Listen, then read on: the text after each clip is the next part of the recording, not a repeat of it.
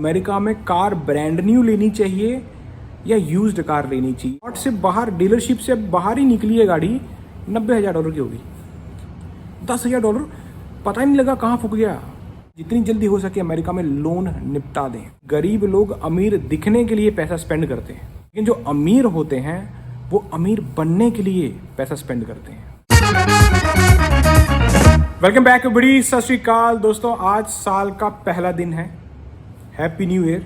और बुजुर्ग हमेशा कहते हैं कि साल के पहले दिन खर्चा नहीं करना चाहिए, और ये बहुत सही बात है। मैं तो कहता हूँ पूरे साल खर्चा बड़ा सोच समझ के करना चाहिए, क्योंकि अब नया साल तो आ गया है, लेकिन लोगों को अपडेट करना है अपने आप को। तो लोग पूछ रहे हैं कि सर अमेरिका में कार ब्रांड न्यू लेनी चाहिए या यूज्ड कार लेनी चाहिए, 2-3 साल पुरानी कार लेनी चाहिए। इसके बारे में वीडियो बनाओ, बहुत रिक्वेस्ट आई है।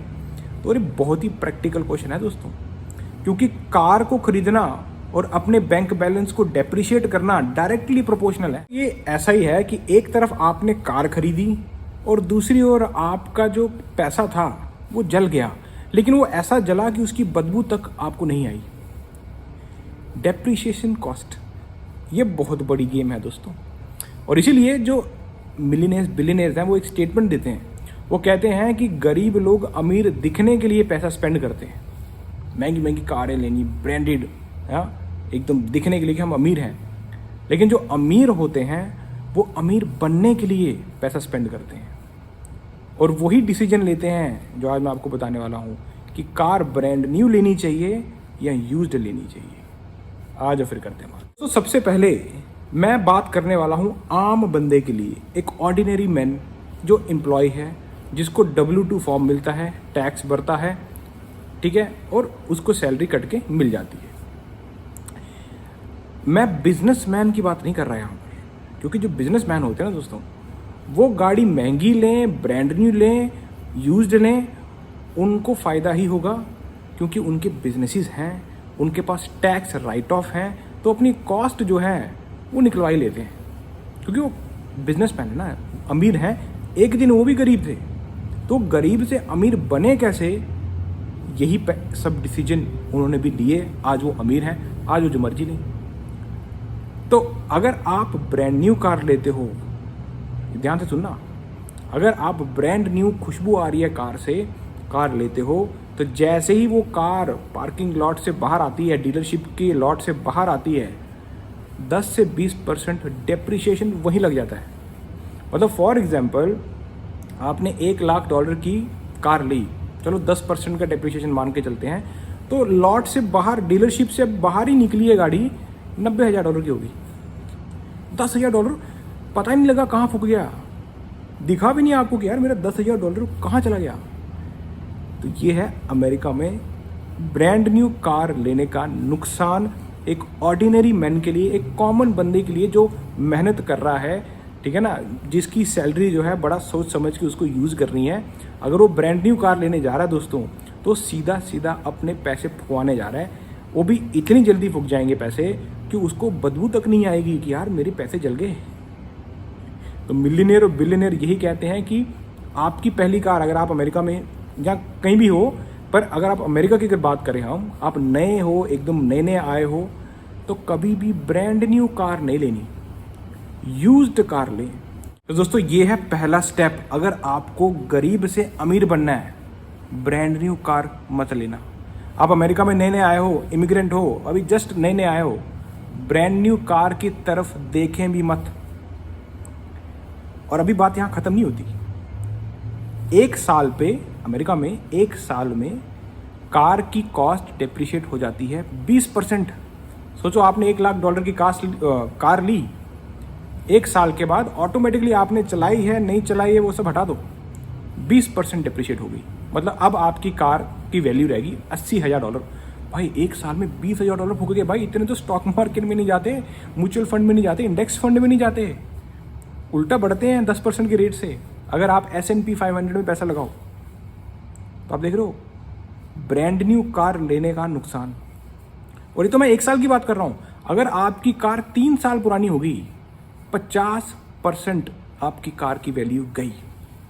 अब आप उसको जितना मर्जी चमका लो कि हाँ जी मैंने तो इसमें, कुछ लोग होते हैं ना एक्स्ट्रा चीज़ें लगाते हैं अपनी कार के अंदर, भाई ये करेंगे, पता नहीं कितना खर्चा कर देते हैं, पर उनको ये नहीं मालूम जिस दिन अपनी कार को डीलरशिप में लेने जाओगे, भाई डीलरशिप वाले तो वैसे बैठे होते हैं कम से कम रेट लगाने के लिए, क्योंकि उनको भी आगे आगे बेचना है ना।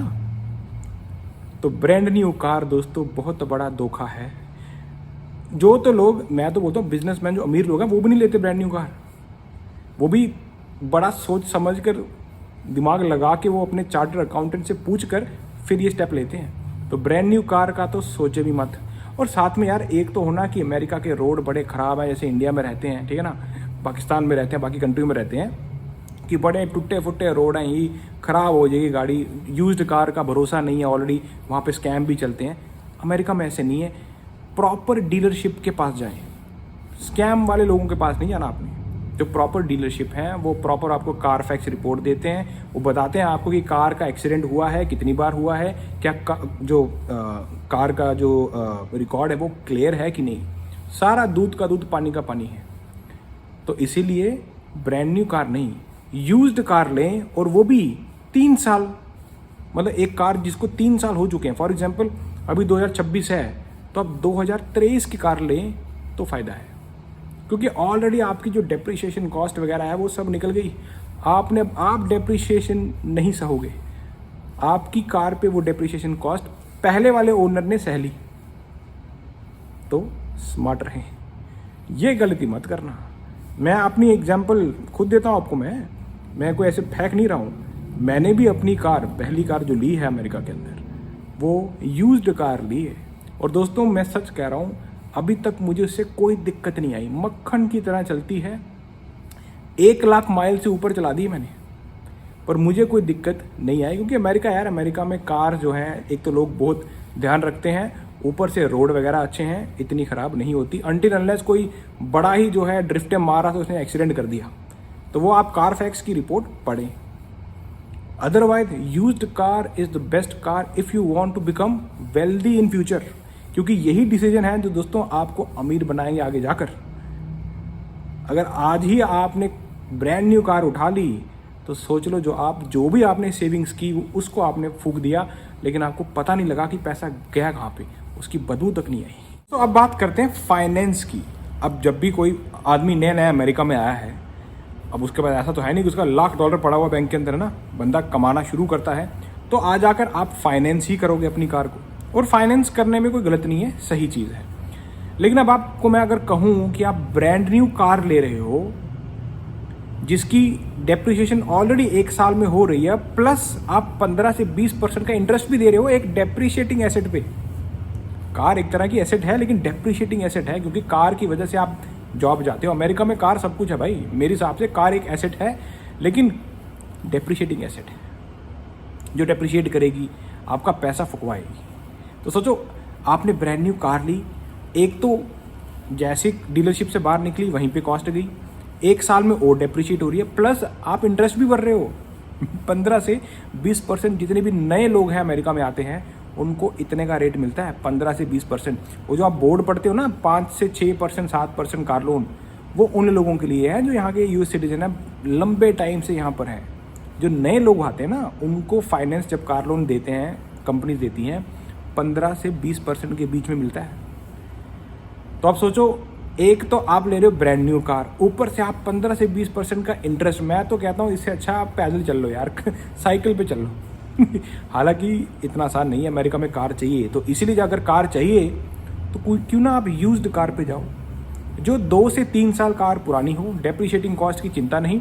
अब आप जो है सिर्फ आपको फाइनेंस करवाना है। फाइनेंस इसलिए ज़रूरी है दोस्तों, अमेरिका के अंदर आपकी क्रेडिट हिस्ट्री बिल्ड होती है, और ये क्रेडिट हिस्ट्री बहुत इंपॉर्टेंट है, इसीलिए फाइनेंस करना ज़रूरी है। आप अगर नए नए अमेरिका में आए हो, क्योंकि कल को आपको क्रेडिट कार्ड चाहिए, घर चाहिए, जो भी चीज़ें करनी है वो सब आपका क्रेडिट हिस्ट्री देखते हैं कि भाई इस बंदे ने कितने लोन लिए थे, कितने पे किए, तो एक आपकी क्रेडिट हिस्ट्री बिल्ड होती है। तो आपको फाइनेंस करना ज़रूरी है, लेकिन ब्रांड न्यू कार लेना ज़रूरी नहीं है। यूज्ड कार लें, 3 साल पुरानी कार लें, डीलरशिप से कार लें, स्कैम डीलरशिप के पास मत जाएं, क्योंकि होगा ऐसा कि आप, ये भी हो सकता है कि आप यूज्ड कार उठा के आए 5 ग्रैंड, 5,000 में, अगले दिन ही इंजन सीज हो गया, आपका 5 ग्रैंड गया, $5,000 गया। तो इसीलिए रिलायबल कार लेनी है, यूज्ड कार में रिलायबल, इसलिए मैंने आपको कहा 2 से 3 साल पुरानी, ये ऐसा नहीं आप 20 साल पुरानी ले रहे, उसका भी भरोसा नहीं, वो भी आपका पैसा वेस्ट हो जाएगा। तो इन चीज़ों का ध्यान रखना दोस्तों। बात ये नहीं है कि आपको कार महंगी चाहिए कि सस्ती, बात ये है कि आपको अमीर बनना है अमेरिका के अंदर कि नहीं। अगर बनना है तो फिर आपको दिमाग से चलना पड़ेगा दोस्तों। फाइनेंस में भी ना ऐसा नहीं है कि आपने 5 साल का फाइनेंस लिया तो आप 5 साल किस्तें ही भरते जा रहे हो ना। 1 साल बाद फाइनेंस क्लियर कर दो, कार का लोन क्लियर कर दो। मैं ऐसा इसलिए बोल रहा हूँ क्योंकि 1 साल में आपकी क्रेडिट हिस्ट्री बिल्ड हो जाएगी, बहुत तगड़ी चीज़ है। आप उसको दोबारा रीफाइनेंस भी करा सकते हो। और अगर आपने लोन क्लियर कर दिया, अब अमेरिका में आपकी एक हिस्ट्री बिल्ड होगी, हाँ भाई इस बंदे ने लोन लिया था, इसने क्लियर कर दिया। ये बहुत इंपॉर्टेंट चीज़ है। देखो कार लोन ऐसा तो है नहीं कि आप बहुत $1 लाख का लोगे, आप यूज्ड कार ले रहे हो, इतना जो फाइनेंस अमाउंट होगी वो इतनी बड़ी है भी नहीं, तो क्यों उस पर आप इंटरेस्ट पे कर रहे हो। फॉर एग्जाम्पल आपकी कार की कॉस्ट थी $50,000 और आपको 15% की इंटरेस्ट रेट पे वो मिल रही थी 5 साल के लिए। तो अगर आप 5 साल तक आप इंटरेस्ट पे करते हो तो दोस्तों उस कार की कॉस्ट निकल कर आती है $71,000। मतलब आपकी कार की जो आधी कॉस्ट थी वो आपने इंटरेस्ट में पे कर दी। तो इसलिए कार का लोन जो फाइनेंस है 1 साल तक रखें, 1 साल तक पेमेंट करें कार की, उसके बाद कार लोन हटा दें, निपटा दें भाई। मेहनत कर लो यार, कुछ कर लो और निपटा दो। अब कुछ लोग बोलेंगे सर मैं पैसा S&P 500 में डाल देता हूँ। दोस्तों S&P 500 में पैसा डालने के लिए ना लमसम अमाउंट होनी भी चाहिए। इधर लोगों के पास पहले बेचारे फाइनेंस के लिए पैसे नहीं है, तभी तो फाइनेंस कर रहे हो। ये जो आप गेम समझते हो ना, ये जो बड़े लोग खेलते हैं, इनके पास इन्वेस्टमेंट ऑलरेडी है। और ये बहुत अच्छी बात है कि आप कार का लोन ना निपटाओ, आपके पास उतनी इन्वेस्टमेंट हो, फिर तो इन्वेस्टमेंट ग्रो करेगी S&P 500 में। लेकिन मुद्दा ये है कि हमारे जो लोग हैं बेचारे नए नए अमेरिका में आए, पैसा उनके पास है नहीं, इन्वेस्टमेंट की इतनी जल्दी वो बेचारे कहाँ से इतनी जल्दी इतना अमाउंट इन्वेस्ट करेंगे। तभी तो आप काउंटर कर पाओगे ना, क्योंकि इंटरेस्ट आपको बैंक का पड़ रहा है 15%, S&P 500 देगा 10%। आ जाके नुकसान अपने बंदों का होता है। और दूसरा, इस वक्त है ट्रम्प एडमिनिस्ट्रेशन, आप अगर इमिग्रेंट हो सकता है कि आपका गलती से स्टेटस चला गया और आपको डिटेन कर लिया। अब तो बेटा आपकी पेमेंट तो जाती रहेंगी और बैंक बैलेंस भी कम हो रहा है। तो इससे अच्छा है जितनी जल्दी हो सके अमेरिका में लोन निपटा दें। और दोस्तों अब चलते हैं अगली चीज़ पर, जिसका नाम है लीसिंग। आप डीलरशिप पे जाओगे ना, 2 ऑप्शन मिलते हैं आपको, या तो कार को फाइनेंस करवा लो या फिर लीज पे ले लो। दोस्तों ये जो लीज वाला ऑप्शन है ना, ये तो वैसा ही ऑप्शन है कि आपने कार ली, आप सो गए, सुबह उठे और कार है ही नहीं आपके पास, ऐसी बात है। क्योंकि लीज का मतलब है आप डीलरशिप से कार बोरो कर रहे हो, आप ओन नहीं कर रहे। बोरो मतलब कि आप महीने के महीने उनको पेमेंट दोगे, जितनी बनती है वो आपको बता देंगे इतनी पेमेंट होगी, आप कार को यूज करें, आप कार को चलाएं। लेकिन जिस दिन आप कार डीलरशिप को वापस करेंगे उस दिन आप उसके ओनर नहीं हैं। आप वैसी की वैसी चाबी, वैसी वैसी कार उनको दे आएंगे। आपके पास कोई इक्विटी नहीं है, 0 इक्विटी। फाइनेंस में आप कार की पेमेंट कर रहे थे, अल्टीमेटली आप ही की कार बन रही थी, वो आप ओनर बन रहे थे उस कार के। एक दिन जाकर आपके नाम पर वो कार हो जाएगा, आपका टाइटल आ जाएगा। लेकिन लीसिंग में ऐसा नहीं है, लीसिंग में बोरोइंग है, आपको कभी टाइटल नहीं मिलता कार का। आप मंथली पेमेंट करते जाओ, वो आपको बता देंगे सर 1 साल में आप इतने माइल ही चला सकते हो, रिस्ट्रिक्शन भी है उसमें, और इतने महीने की जो है आपकी पेमेंट है, ये आप कर दो। और आपको लगेगा हाँ यार सही है, ये ले लेता हूँ बोरो, कोई दिक्कत नहीं, डेप्रिशिएट नहीं हो रही मेरी कार, मेरे को कोई दिक्कत नहीं है कि भाई 3 साल बाद नई कार ले लेंगे। जो अयाशी वाले लोग होते हैं ना, अयाशी करने वाले, मतलब बिजनेसमैन के भी वो अल्टीमेट लेवल वाले लोग, जिनको मालूम है कि यार कोई बात नहीं, मेरे को राइट ऑफ मेरी सारी कॉस्ट कवर हो जाएगी, वो लोग लीसिंग के बारे में सोचते हैं। जो बिजनेसमैन है, जो एक ऑर्डिनरी मैन अगर लीज ले रहा है तो मेरे हिसाब से वो सपने में सो रहा है, और जैसे ही उसका सपना टूटेगा, कार पोर्च में नहीं होगी, कार बाहर नहीं है, कार डीलरशिप की है। तो आपके पास आज आकर आप मंथली पेमेंट कर रहे हो लीसिंग के अंदर, लेकिन आपकी उसके ऊपर कोई ओनरशिप नहीं बन रही। तो लीसिंग की तरफ तो ध्यान भी मत दें, क्योंकि इस पूरी वीडियो मैंने एक आम आदमी के लिए बनाई है जो नया नया अमेरिका में आया है, जिसको समझ नहीं है। जब तो आप क्रेडिट हिस्ट्री बिल्ड होगी, आपने लोन पेमेंट क्लियर कर दिया, आपको अमेरिका का सिस्टम समझ में आ गया, फिर आप गेम खेल सकते हो। फिर आपको समझ में आएगा जब आप आपके बिजनेसेस बन गए हैं, आपको पता है हाँ भाई इस बिज़नेस में मेरे को ये कार जो है बिज़नेस पर्पज़ के लिए चाहिए, इतना राइट ऑफ मिल रहा है, इतना, ये सब चार्टर्ड अकाउंटेंट से पूछ कर ये सब लोग करते हैं, यूज़ करते हैं, कार को लीज पर लेते हैं। लेकिन एक ऑर्डिनरी मैन के लिए नहीं है ये सब चीज़ें। ऑर्डिनरी मैन के लिए ये बर्बादी का रास्ता है। मैंने आपको वीडियो के स्टार्टिंग में बताया था, अगर आपको वेल्थ क्रिएट करनी है, अमेरिका में रिच बनना है, तो भाई पहली कार यूज्ड कार लें। और अगर आपको नहीं बनना है तो जितनी मर्जी लें, मेरे से क्यों पूछ रहे हो ठीक है ना। अब मिलता हूं आपको ऐसी किसी इंटरेस्टिंग वीडियो में, देन चेको फटे। सो दोस्तों, ये सब मैं आपके साथ शेयर कर रहा हूँ, ये सब मिलियनेयर्स बिलियनेयर्स लोगों के सीक्रेट्स हैं कि वो जब अमेरिका में आए थे तो अमेरिका में आने के बाद उनके पास भी $0 नहीं था, नेगेटिव में शुरू किया। आधे लोगों ने तो लोन लेकर आए थे पीछे से। कैसे उन्होंने अपनी वेल्थ बिल्ड की अमेरिका के अंदर, क्या डिसीजंस उन्होंने लिए जो कि दिमाग लगाने वाले हैं, ये पूरा एक्सपीरियंस मैं आपके साथ शेयर कर रहा हूँ, जो कि मुझे लगता है कि अगर आप इस पर ध्यान दोगे तो आपको ये वीडियो पसंद आएगी। और इस वीडियो में मैंने अपनी पर्सनल ऑब्जर्वेंस आपके साथ शेयर की है, जो मेरा खुद का एक्सपीरियंस है, जो मैंने खुद ने किया है, मैं इसे फेंक नहीं रहा हूँ। और इसके लिए एक लाइक तो बनता है, लाइक करें एंड सब्सक्राइब टू ये है अमेरिका।